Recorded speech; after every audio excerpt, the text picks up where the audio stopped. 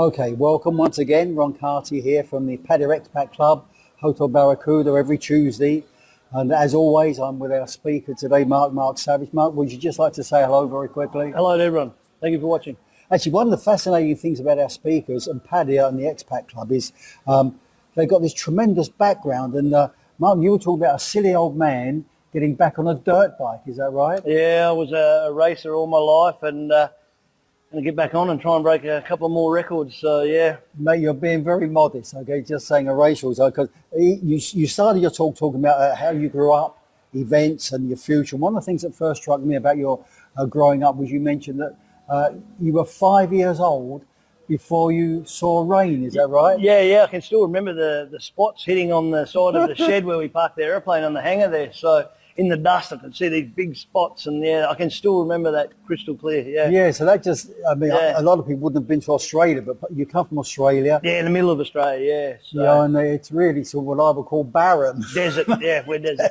Desert. It's camels, wild horses, donkeys, everywhere. Unreal. Unreal. Okay, and then so and then you started racing. So how did you actually start racing? I got a bike Christmas time. I was about 4.5 because I'm born in May. That Christmas I got a dirt bike. I'd always been on the bike with my dad and him, riding on the farm, so I would, ride with him. But I got a bike, and then once a month we go to the town and go to shopping. Yeah. And we'd take the bike. I'd do a day at the school, and then we started with the joining the motorcycle club and started racing. And within a week, he said to me, he was telling everyone, this kid will make a living from this. Bloody good. But he also mentioned something else that I found. He spoke to you about limits. Yeah, I was about 10 or between 10 and 12 years old. And at 10 years old, I was the fastest kid, or had the fastest lap times, even out of the adults. I'm an 80. Mate. I had the fastest lap times that anyone could do in the club. And I was 10 years old on an 80, racing against guys on 250s and stuff. Interesting, mate. And then people would say that at the titles, will Mark win? And they'll go, Mark will be fastest, but if he can stay on the bike and he doesn't crash. And it used to upset me, but Dad always said, keep pushing. As you get older, you will learn to stay on it.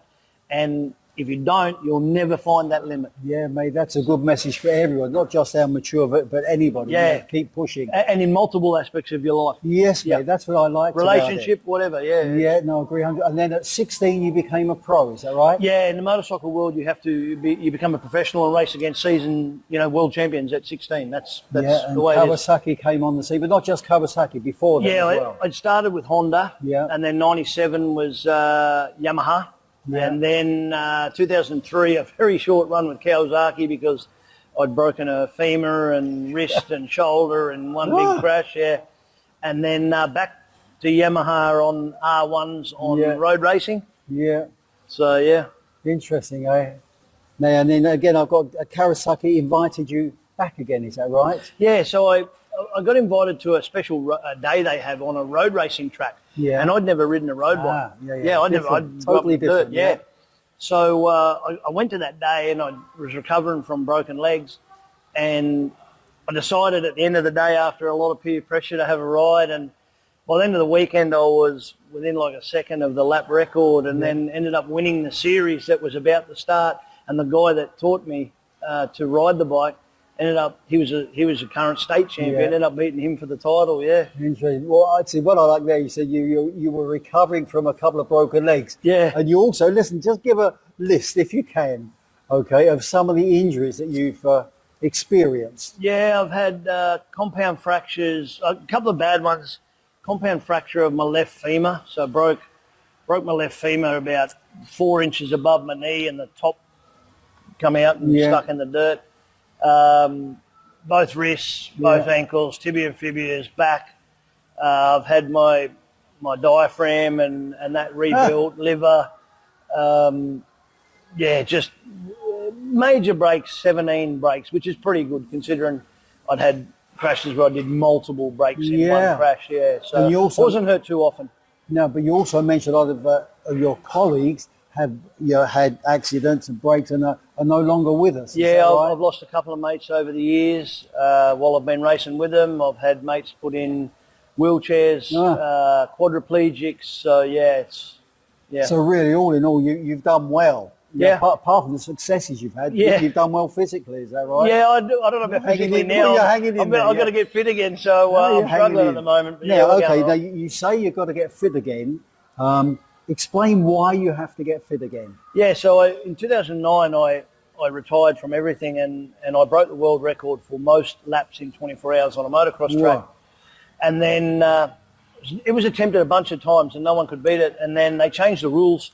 Yeah. And then last year, of all days, my birthday, an Italian guy beat it. You So mentioned that, I know. yeah, so we're going after that record again, and then 2 jump records. Yeah. Okay, now just explain. It's all very well to say you're going after the record. Explain exactly what this jump record is, the distance or the speeds or whatever. Yeah, the biggest record, the biggest jump will be 152 meters, 500 feet.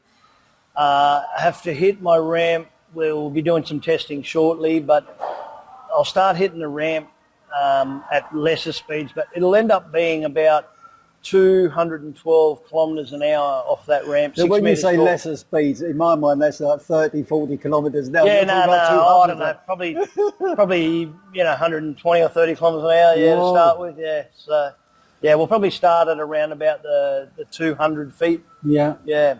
But you're not stopping with that one. You've got your eye on some other records as well, is that right? Yeah, the dirt to dirt. So instead of jumping off a ramp, jumping off a dirt mound and landing on a dirt mound, we want that record as well. And then obviously the 24-hour record where it all started. So we'll chase that record again. Fantastic. Now, and it's projected to happen in Thailand, is that right? Yeah, we're going to do the definitely doing the 3rd and 4th of August, 24-hour motocross world record just at Khao Mai Khao. Yeah.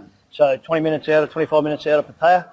And then the 330-foot dirt jump, I think we'll be doing there. I need to do some testing in relation to run up there. It'll be tight, but I think we can do it.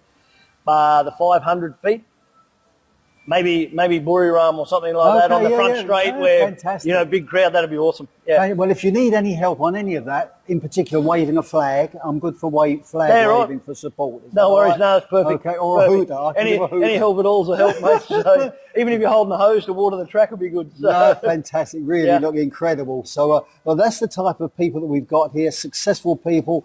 Really, I don't know what to say. I'm impressed. No, appreciate it, yeah. Just with the way you do. So as always, we've got a certificate. Okay, so thank you. This is a certificate. And this is not just for speaking, but it's for impressing everybody with your courage, your skill and everything. So some would say stupidity, but yeah. Nah, mate, no, they're the stupid ones, mate. You're trying. Remember what your father said. You've got to keep pushing it. It's wonderful. Thank you. Bloody good. Okay, thank you. Come again. Okay, Appreciate anyway, it, so look, that's the end. Just remember, Expat Club every Tuesday. Come along, speakers, breakfast, camaraderie, and we'll see you there. I really enjoyed it.